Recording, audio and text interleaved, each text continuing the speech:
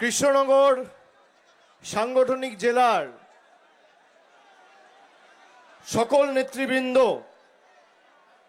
জেলা সভাপতি, chairman, all MLA, শাখা সংগঠনের প্রধান, জেলার দায়িত্বে যারা রয়েছেন, ব্লকের দায়িত্বে যারা রয়েছেন, তৃণমূলের সর্বস্তরের নির্বাচিত জনপ্রতিনিধি, মিউনিসিপ্যালিটির chairman, vice chairman, panchayat member, গ্রাম পঞ্চায়েত মেম্বার, জেলা পরিষদ মেম্বার, আমি সকলকে ধন্যবাদ জানাচ্ছি। যে স্বতঃস্ফূর্ততা, যে ভালোবাসা, যে স্নেহের বন্ধনে আজকে আমাকে এই চাপড়ার মাটি আবদ্ধ করেছে, আমরা চিরদিন আপনাদের কাছে ঋণী হয়ে থাকব। এবং যে ভালোবাসার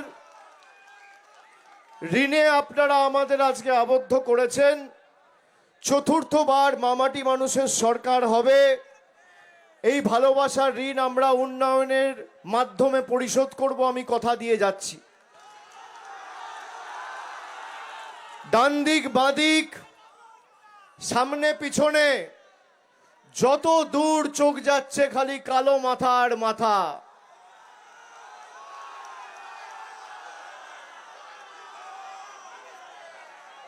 যারা তৃণমূলকে আক্রমণ করে, তৃণমূল কংগ্রেসের ক্ষমতা কি একবার নদিয়ার মাটিতে এসে দেখে যাক। যারা তৃণমূলকে দুর্বল ভাবে, আমাদেরকে নিপীড়িত, বঞ্চিত, লাঞ্ছিত, অত্যাচারিত, শোষিত করে রেখেছে, যারা মানুষের গর্জন কি চাপড়ার মাটিতে এসে দেখে যাক। জনসুনামি কাকে বলে, জনজোয়ার কাকে বলে? ভারতীয় জনতা পার্টি বাংলাকে ভাতে মেরে শান্ত নয়। বাংলার মানুষের মৌলিক অধিকার এসআইআর এর মাধ্যমে কেড়ে নিতে চায়। এখানে আসার আগে আমি খবর নিচ্ছিলাম যে এখানে বিজেপির নেতাদের কি অবস্থা, কতটা কাজ তারা করেছে। কয়েকটা পঞ্চায়েত খালি খোঁজ নিলাম। তেহট্ট পঞ্চায়েতের একটা জিপি আছে, ছিটকা জিপি। সেখানে যিনি প্রধান রয়েছেন তার নাম সুতপা টিকাদার। ড্রেন তৈরি করার নাম করে পঞ্চায়েতের টাকা আত্মসাৎ করেছে। তেহট্টতে আর একটা জিপি রয়েছে, নাটনা জিপি। সেখানে বিজেপির প্রধানের নাম সরস্বতী বিশ্বাস। 100 দিনের টাকা 9-6 করেছে। একজন বয়স্ক মহিলা আছে, সামনে আসতে দাও, ওনাকে জল দাও। আমার জলের বোতলটা দাও, আমার জলের বোতল দাও তাড়াতাড়ি।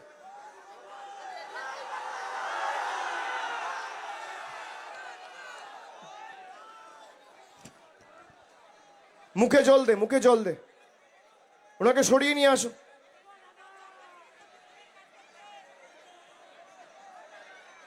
সরিয়ে নিয়ে আসো। আস্তে আস্তে, সবাই শান্ত থাকো। আস্তে, একটু জায়গা করে দাও ভাইয়েরা, একটু জায়গা করে দাও। এখানে একটু বার করে কোথাও একটা বসানোর জায়গা করো, তাড়াতাড়ি। এদিকে নিয়ে এসো, কোথাও একটু বসার জায়গা করো, তাড়াতাড়ি। আর না থাকলে আমার গাড়ির ভিতরে বসাও, আমার গাড়ির ভিতরে বসাও, নিয়ে এসো। আমার গাড়ির ভিতরে বসাও।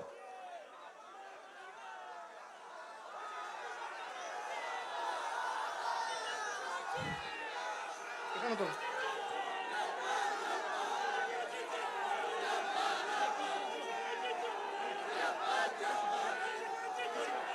আমাদের অ্যাম্বুলেন্সের ডাক্তার আছে, ডাক্তার ডাক।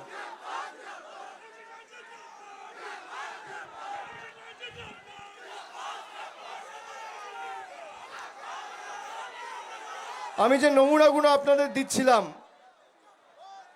এখানে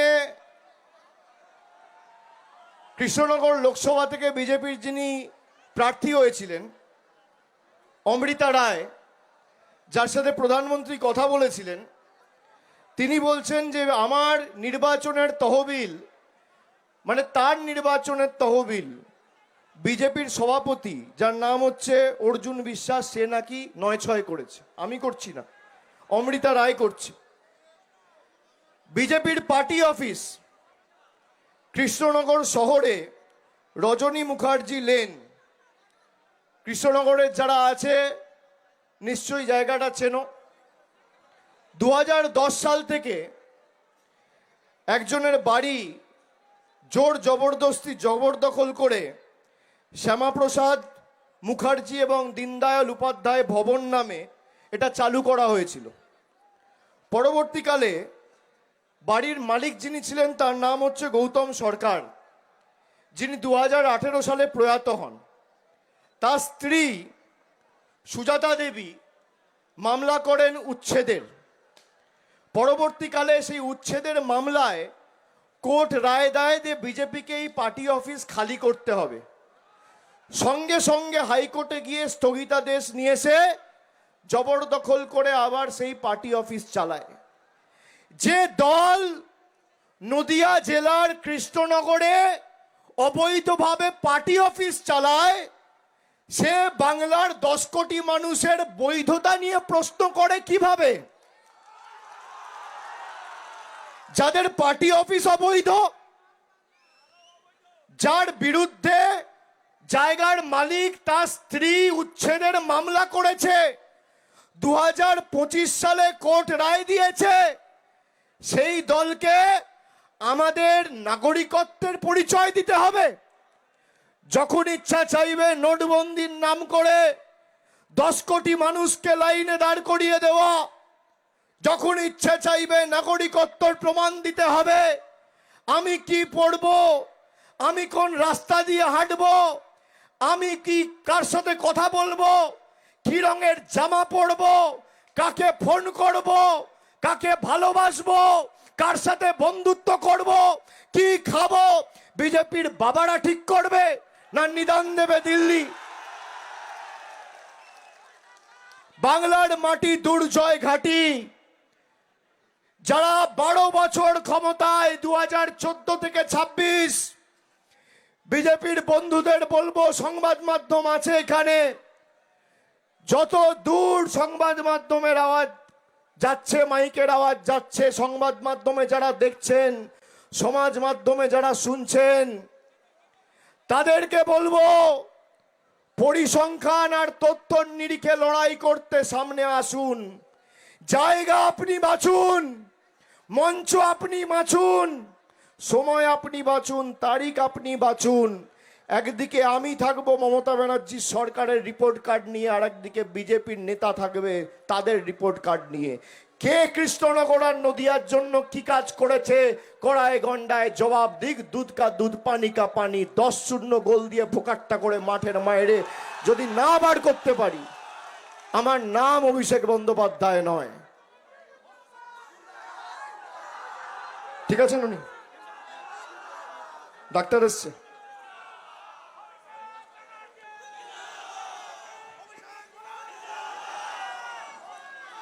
গত লোকসভা নির্বাচনে নদিয়া জেলায় যে 2টো লোকসভা আসন আছে, আমাদের দুভাগে সাংগঠনিকভাবে ভাগ করা রয়েছে এই জেলাকে। রানাঘাট সাংগঠনিক জেলা, কৃষ্ণনগর সাংগঠনিক জেলা। Love you two. কৃষ্ণনগর একটা বিধানসভা ছাড়া সব বিধানসভায় তৃণমূল জিতেছে। রানাঘাটে আমাদের প্রত্যাশিত বা আশানুরূপ ফল হয়নি। আমি আজ থেকে 10 দিন আগে তেহেরপুরে গিয়ে মিটিং করে এসেছি, যে স্বতঃস্ফূর্ততা লক্ষ্য করেছি, রানাঘাট সবুজময় হয়ে গেছে।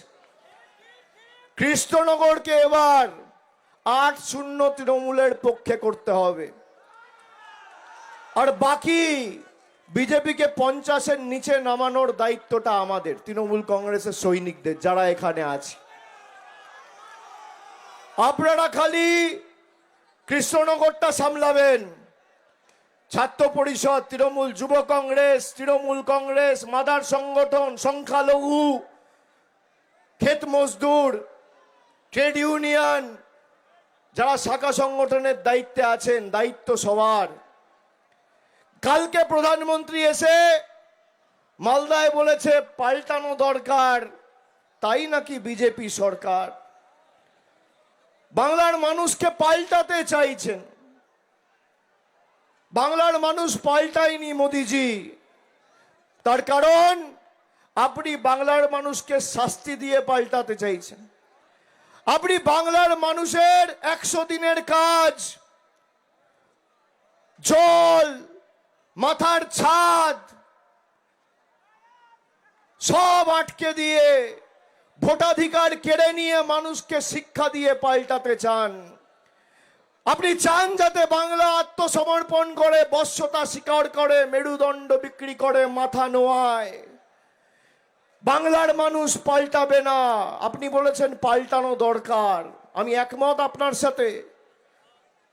পাল্টানো দরকার, পরিবর্তন দরকার।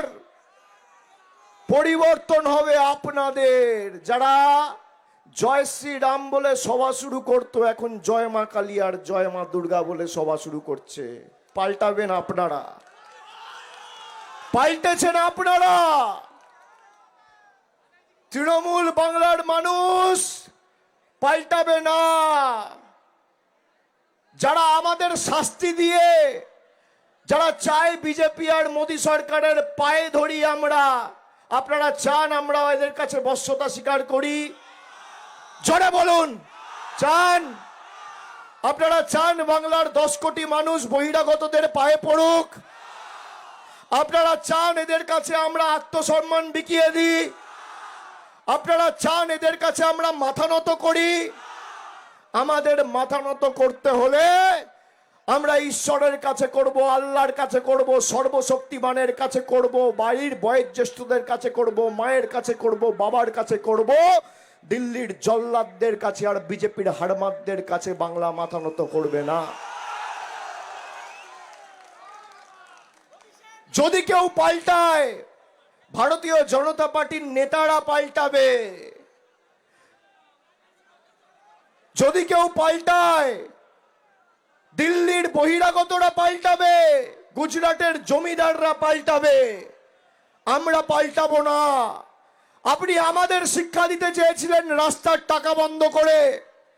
মমতা বন্দ্যোপাধ্যায়ের মানবিক মামাটি মানুষের সরকার এই কৃষ্ণনগরের মাটি থেকে গত মাসে মমতা বন্দ্যোপাধ্যায় নিজে এসে রাস্তাশ্রী পথশ্রী প্রকল্প 4 নম্বর অধ্যায়ের কথা ঘোষণা করেছে, যেখানে 8,000 কোটি টাকা খরচা করে বাংলা জুড়ে 20,000 কিলোমিটার রাস্তা হবে। আপনি 10 পয়সা দেননি, কিন্তু বাংলা থেমে নেই মোদিজি, পাল্টেছেন আপনি। তার কারণ আপনি 2014 এসে ব্রিগেডের সভায় বলেছিলেন লাড্ডু দেবো, আর বাংলার মানুষের হাতে রসগোল্লা দিয়েছেন। বাংলা আগামী দিন আপনার দিল্লির গদি চূর্ণ বিচূর্ণ করে আপনার ঔদ্ধত্য অহংকার ভাঙবে। পাল্টাবেন আপনি, পাল্টাবে বাংলার মানুষ না। যারা বলে পাল্টানো দরকার বিজেপি সরকার, আমি বলবো ভাঙো বিজেপির অহংকার, সইব না বিজেপির অত্যাচার। ভাঙো বিজেপির অহংকার, করো বিজেপিকে ছাড়কার, বহিরাগতদের করো ছাড়কার। এদের পাল্টানো দরকার। আর যতই করো হামলা, যতই করো হামলা, যতই করো হামলা, যতই দাও মামলা, আবার জিতবে, আবার জিতবে, আবার জিতবে, আবার জিতবে, আবার জিতবে, আবার জিতবে, আবার জিতবে, আবার জিতবে। আমাদের আবাসের টাকা আটকে রেখেছে এই কৃষ্ণনগর সাংগঠনিক জেলায়, এই বাংলায়। আগামী 15 দিনের মধ্যে মমতা ব্যানার্জির সরকার 20 লক্ষ মানুষকে মাথার ছাদের ব্যবস্থা করে দেবে। আবাসের টাকা ডাইরেক্ট ব্যাংক ট্রান্সফার করে অ্যাকাউন্টে পৌঁছে দেবে। এরা মায়েদের লক্ষ্মীর ভান্ডার আটকাতে চায়। বিজেপির নেতারা বলছে, আমি স্বামীদের অনুরোধ করব যাদের স্ত্রীরা লক্ষ্মীর ভান্ডার পায় তাদের খাঁচায় বন্ধ করে রাখো। মায়েরা শুনেছেন সে কথা? শুনেছেন? আপনারা মাথায় রাখবেন, যতদিন মমতা ব্যানার্জির সরকার আছে আপনার লক্ষ্মীর ভান্ডার কেউ বন্ধ করতে পারবে না। আর এদেরকে খাঁচায় বন্দি করতে হবে। চলবে না অন্যায়, টিকবে না ফন্দি। জনগণের আদালতে মোদি বাবু হতে হবে বন্দি। বন্দি আপনি হবেন। যারা আমাদের বন্দি করতে চায়, 1,30,000 মানুষকে খালি বাংলায় আমাদের হেনস্থা করার জন্য নোটিশ পাঠিয়েছে। লজ্জা লাগে না? আরো 12টা রাজ্যে এসআইআর হচ্ছে। আমাদের বাংলাদেশি বলে, রোহিঙ্গা বলে যারা দাগিয়ে দিয়েছিল, উত্তরপ্রদেশের 4 কোটি মানুষের নাম বাদ গেছে, গুজরাটে 1 কোটি মানুষের নাম বাদ গেছে। সব থেকে কম ডিলিশন যদি কোথাও হয়ে থাকে সেটা আমাদের এই বাংলা। আর এই বাংলায় যেহেতু কম ডিলিশন হয়েছে, নির্বাচন কমিশন আর ভ্যানিশ কুমারকে কাজে লাগিয়ে জোর জবরদস্তি নাম বাদ দেওয়ার ষড়যন্ত্র করছে ভারতীয় জনতা পার্টি। আমরা ইলেকশন কমিশনের অফিসে গেছি। তৃণমূল যে কটা প্রশ্ন করেছে একটারও সদুত্তর দিতে পারেনি। যাদেরকে নোটিশ পাঠিয়ে হয়রানি করছে, মাথায় রাখবেন, যেভাবে আপনাকে হয়রানি করেছে, আপনাকে কষ্ট দিয়েছে, একইভাবে বিজেপিকে কষ্ট দিতে হবে। এরা যে ভাষায় বোঝে এদেরকে সে ভাষায় জবাব দিতে হবে। আগামী দিন যখন লাইনে দাঁড়িয়ে ভোট দেবেন, জোড়া ফুলের বোতামটা এমন ভাবে টিপবেন পদ্ম ফুলের বাবুরা যেন ভোট বাক্স খোলার সময় চোখে সর্ষে ফুল দেখে। আর যে কটা আবর্জনা এদিক ওদিক পড়ে আছে, ছড়িয়ে ছিটিয়ে ছাইপাস ঝেঁটিয়ে বিদায় দিতে হবে এই প্রভু চৈতন্যের মাটি থেকে। যারা হিন্দু ধর্মের ধারক বাহক বলে নিজেদেরকে দাবি করে, কি করেছে এরা হিন্দু ধর্মের জন্য? যারা মা দুর্গার বংশ পরিচয় নিয়ে মা দুর্গাকে আক্রমণ করতে ছাড়ে না, আমাদের মনীষীদের আক্রমণ করে। সাহিত্য সম্রাট বঙ্কিমচন্দ্র চট্টোপাধ্যায়কে দেশের প্রধানমন্ত্রী বলছে বঙ্কিম দা। আপনি ভাবুন, ছোটবেলায় যেন একসাথে ক্যারাম খেলতো। স্বামী বিবেকানন্দকে সুকান্ত মজুমদার বলছে অজ্ঞ বামপন্থী প্রোডাক্ট। ঈশ্বরচন্দ্র বিদ্যাসাগরের মূর্তি ভেঙে দিচ্ছে। 10 দিন আগে বাংলায় এসে অমিত শাহ বলছে রবীন্দ্রনাথ ঠাকুর না, রবীন্দ্রনাথ সান্যাল। কবিগুরুর জন্মস্থান জানে না, পঞ্চানন বর্মাকে বলছে পঞ্চানন বর্মন। অমর্ত্য সেনকে এসআইআর এর নোটিশ পাঠিয়েছে। প্রভু শ্রী চৈতন্য বেঁচে থাকলে তাকেও এসআইআর এর নোটিশ পাঠাতো, রবীন্দ্রনাথ ঠাকুরকে পাঠাতো। আজকে আমাদের এক সাংসদ বাপি হালদার, তপশিলি ছেলে, বেশি বয়স না, 30-32 বছর বয়স, 40 খুব বেশি হলে 35 বছর বয়স হবে, তাকে এসআইআর এর নোটিশ পাঠিয়ে দিই, দেশের সাংসদ। আপনি ভাবুন, দেব, তাকে হিয়ারিং এর নোটিশ পাঠিয়ে দিচ্ছে। ঘুষপেটিয়া, আমরা নাকি ঘুষপেটিয়া, আর উনি হচ্ছেন দেশের নাগরিক। আরে আমরা যদি অবৈধ হই তাহলে তো নরেন্দ্র মোদী অবৈধ, অমিত শাহ অবৈধ, যারা ভোট দিয়ে তোমায় নির্বাচিত করেছে তারা অবৈধ, আর তুমি বৈধ। তুমি মহারাজ, সাধু হলে আজ, আমি আজ চোর বটে। আমরা লাইনে দাঁড়িয়ে কালো টাকা ধ্বংস করার জন্য কেউ হার্ট অ্যাটাকে মরবো, কেউ স্ট্রোক হয়ে মরবো, আর মোদিজি 8,000 কোটি টাকার প্লেন চড়ে ঘুরে বেড়াবে। কি সুন্দর, কি সুন্দর, তাই না? উনি বৈধ, আমরা অবৈধ। এই রানাঘাটের লোকেরা যাকে নির্বাচিত করেছে, আমরা আমাদের এখান থেকে মহামৈত্র নির্বাচিত হয়েছে, আমি ডায়মন্ড হারবারের সাংসদ। আমি তো বলেছি যে আপনাদের যদি এসআইআর করতে হয় লোকসভা ডিজলভ করুন, আপনি কাশ্মীর থেকে কন্যাকুমারী এসআইআর করুন না, দেখি না কত দম, কে বারণ করছে। আপনার ক্ষমতা থাকলে আপনি মানুষকে ফেস করুন। আগে মানুষ ভোট দিয়ে সরকার নির্বাচিত করতো, এখন সরকার ঠিক করছে ভোটকে দেবে, ভোটার ঠিক করছে। আপনি ভাবুন দেশ কোথায় গেছে, কি অধঃপতন। একমাত্র বাংলা এর বিরুদ্ধে লড়ছে। ভারতবর্ষের যে কটা রাজনৈতিক দল আছে সব বিজেপির কাছে হারে, আর বিজেপি এই তৃণমূলের কাছে হারে, এটাই পার্থক্য। এদের তো এত ক্ষমতা,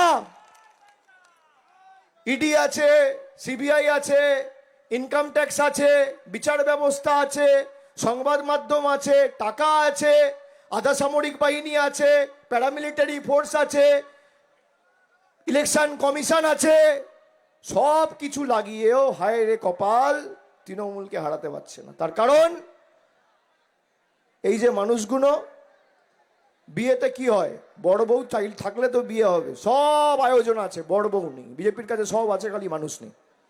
এই মানুষগুলো তো তৃণমূলের সাথে, বিজেপির কাছে সব থাকবে, যত অর্থ বল আছে কাজে লাগাও, ইডি লাগাও, সিবিআই লাগাও, ইনকাম ট্যাক্স লাগাও।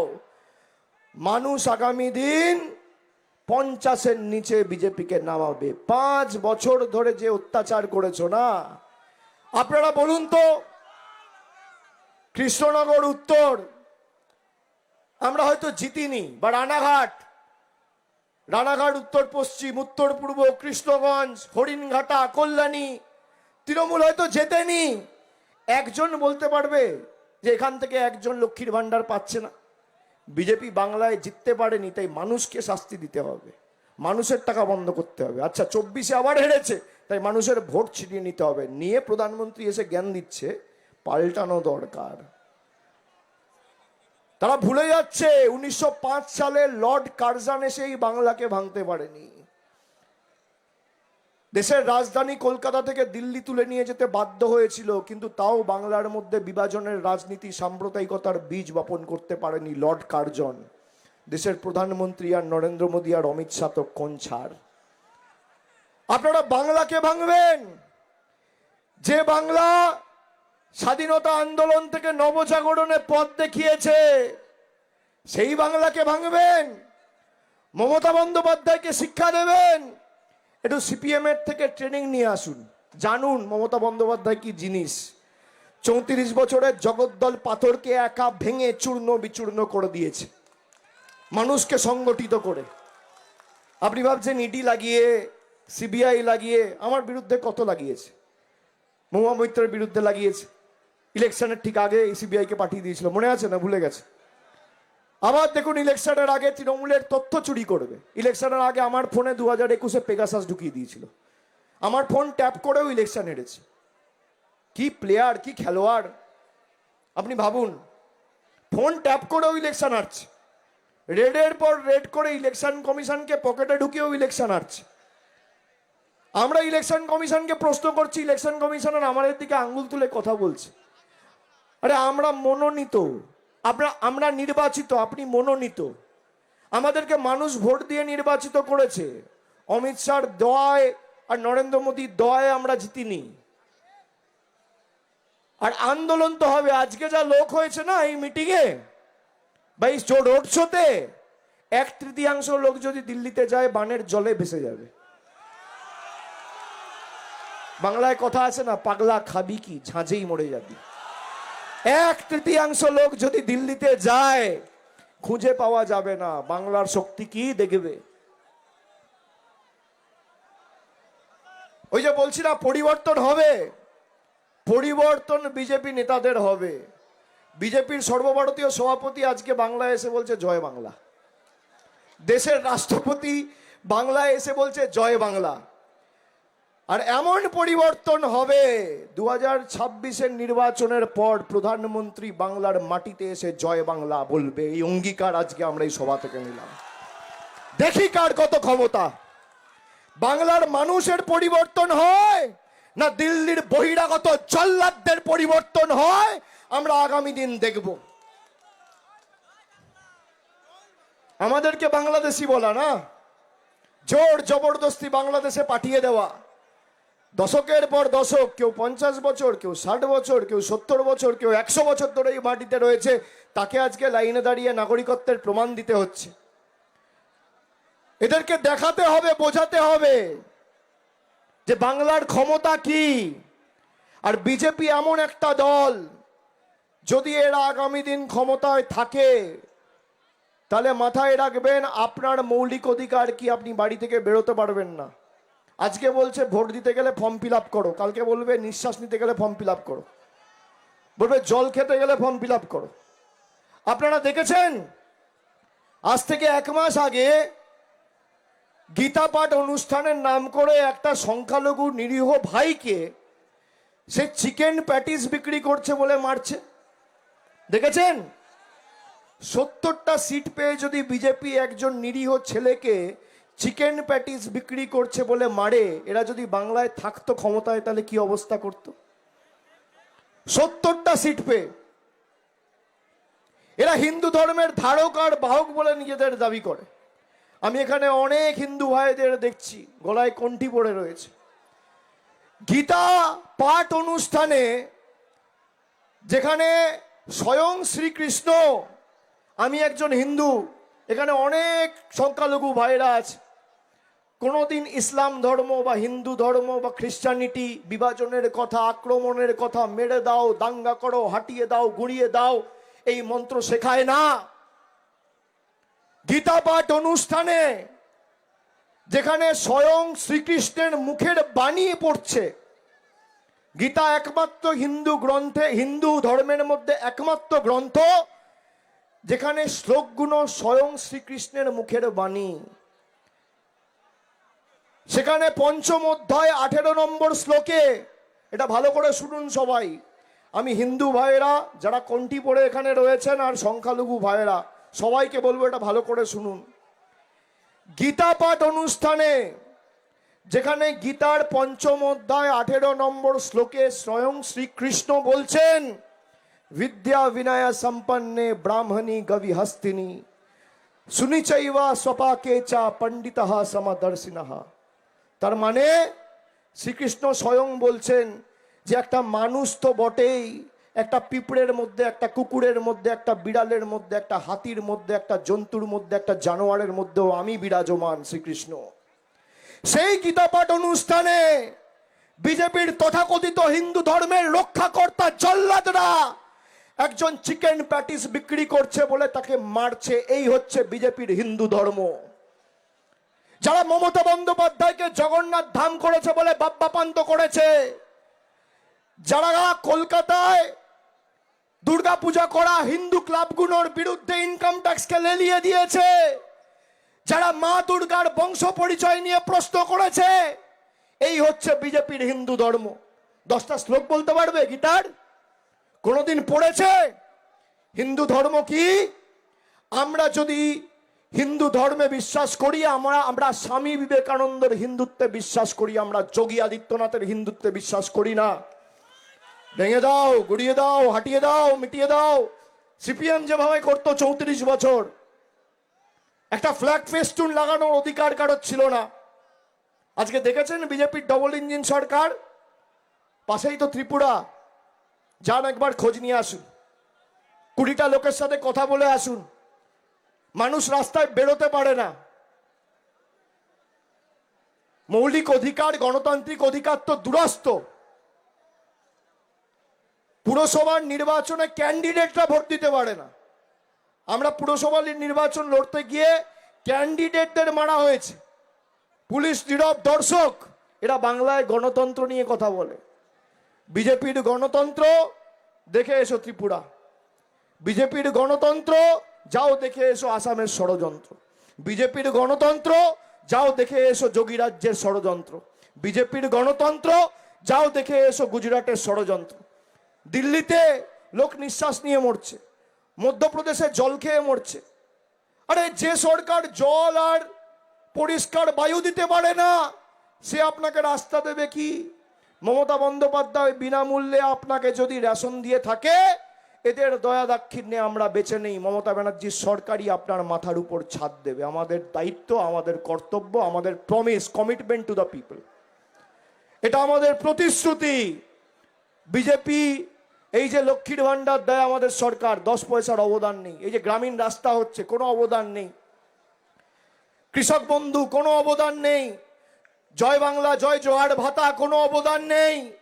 স্বাস্থ্যসাথী কার্ড, কোনো অবদান নেই। আমরা করে দেখিয়েছি। এরা বলে আয়ুষ্মান ভারত আমাদের করতে দেয়নি। আপনারা জানেন, আপনাদের হাতে যদি একটা স্মার্টফোন থাকে আপনারা আয়ুষ্মান ভারত পাবেন না? এখানে কাদের হাতে স্মার্টফোন আছে? হাত তোলো তো। কাদের হাতে আছে? বাংলায় 7.5 কোটি ভোটারের মধ্যে এখন ড্রাফট রোলে 7 কোটি ভোটার, তার মধ্যে 4,40,00,000 লোকের হাতে স্মার্টফোন রয়েছে। আয়ুষ্মান ভারত যদি আমি নিই, যাদের হাতে স্মার্টফোন রয়েছে, বাড়িতে মোটরসাইকেল রয়েছে, টিভি রয়েছে, রেডিও রয়েছে, ফ্রিজ রয়েছে, আয়ুষ্মান ভারত পাবেন না। আর মমতা ব্যানার্জি স্বাস্থ্যসাথী কিছু থাকলেও পাবেন, না থাকলেও পাবেন। যদি বাংলায় আয়ুষ্মান ভারত হতো 90 লক্ষ লোক পেত, আর স্বাস্থ্যসাথী প্রায় 10 কোটি মানুষ পায়, 8 থেকে 80 কেউ বাদ নেই। এটাই পার্থক্য। আসুন না বিজেপির নেতারা তর্ক করুন, কেউ তো বারণ করেনি। আপনি আপনার রিপোর্ট কার্ড নিয়ে আসুন, আমরা উন্নয়নের পাঁচালি করে তো বাড়ি বাড়ি পৌঁছে দিচ্ছি। আপনার রিপোর্ট কার্ড, উন্নয়নের খতিয়ান কোথায়? এখানে বিজেপির যে লোকসভায় প্রার্থী হয়েছিলেন, তাকে মোদিবাবু ফোন করে বলেছিল ইডি যে টাকাগুলো অ্যাটাচ করেছে সাধারণ মানুষের মধ্যে আমি বিলি করে দেবো আগামী 1 বছরের মধ্যে। 2 বছর হয়ে গেল, কোথায়? কেউ পেয়েছেন 10 পয়সা? কেউ পেয়েছেন? বলেছিল বছরে 2 কোটি চাকরি দেবো। যুবকরা শোনো, 12 বছর ক্ষমতায় কত চাকরি হয়? কত চাকরি হওয়া উচিত বছরে যদি 2 কোটি বলে? 12 বছরে 24 কোটি।